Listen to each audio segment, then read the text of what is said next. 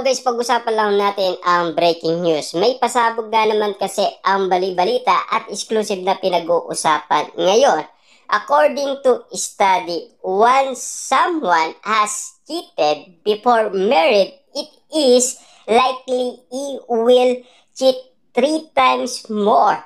Yan kasi ang nalalaman ng mga iba't ibang mga netizens at mga sawsawerang kapitbahay sa nakita nilang resibong kumakalat na photos na sinasabing spotted daw sina Catherine Bernardo at Mayor Mark Alcala. Yan kasi ang paniniwala nila.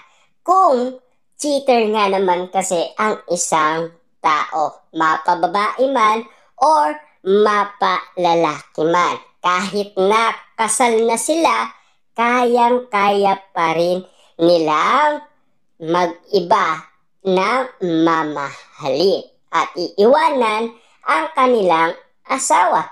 Yan kasi ang pagkakaalam ng mga netizens at mga sawsawerang kapitbahay. Base doon sa nakikita nilang karanasan ng mga tao ngayon.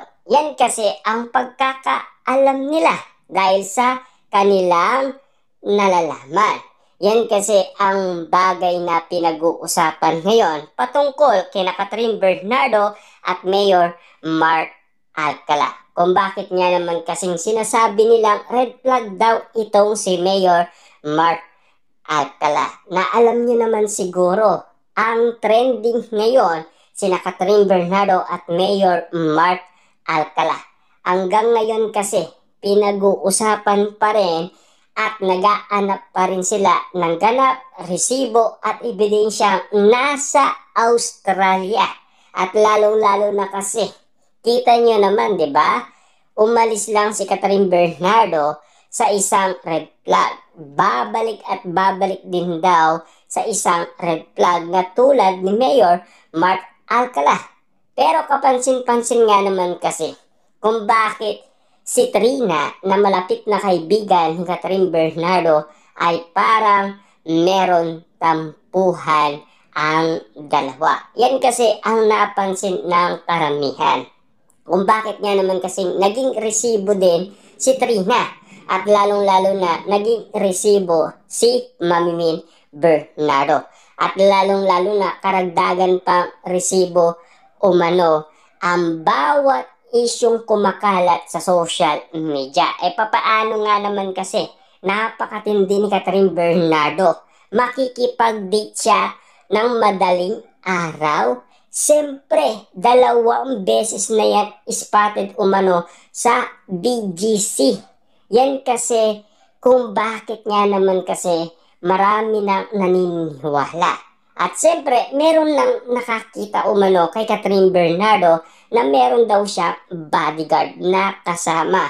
Kaya nga naman kasi ang balita, yung source nila, natatakot daw lumapit.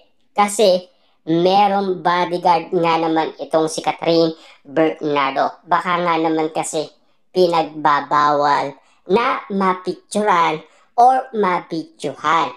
Siyempre, ang inala noon ng balita sa kanilang source kung sakasakali man makita niyang muli si Catherine Bernardo, bakit hindi siya lumapit at kumuha ng mga resibo at mga ebidensya.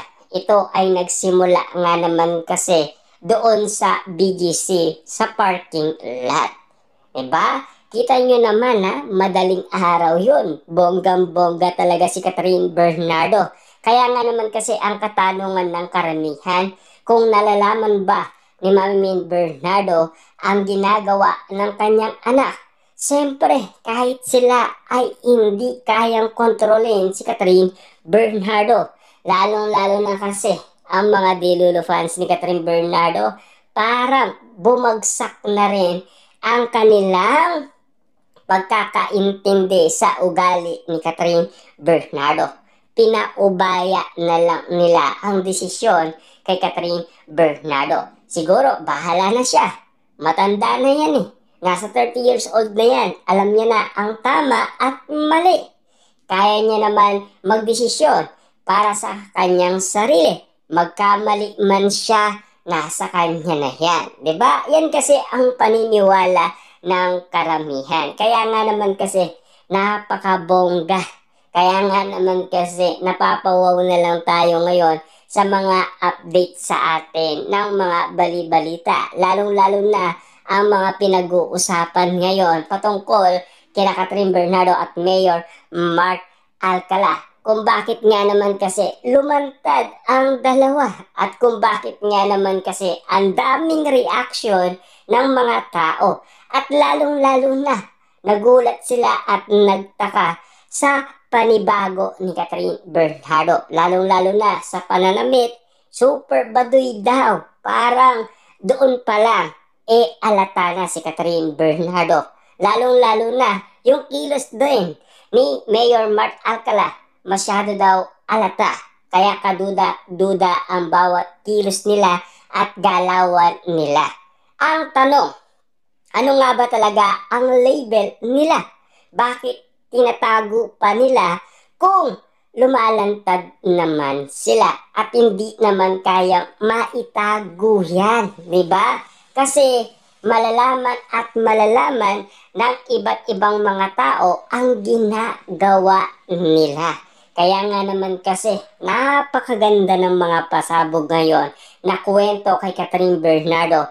Bawat ganap nga naman kasi ni Catherine, talagang nagaanap sila ng butas ni Mayor Mark Alcala dahil sa pagiging red flag niya at lalong-lalo na spotted nga naman kasi si Mayor Mark Alcala na umaawak nga naman kasi ng manok na panabong.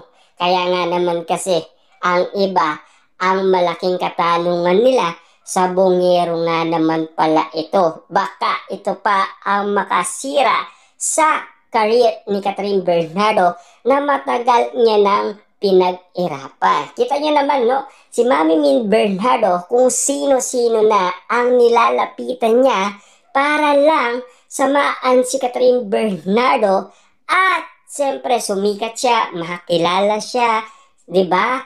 Kita niyo naman yung pagod ni Mami Bernardo. Pero ngayon, parang binabaliwala lang ni Catherine Bernardo ang isang Mami Bernardo.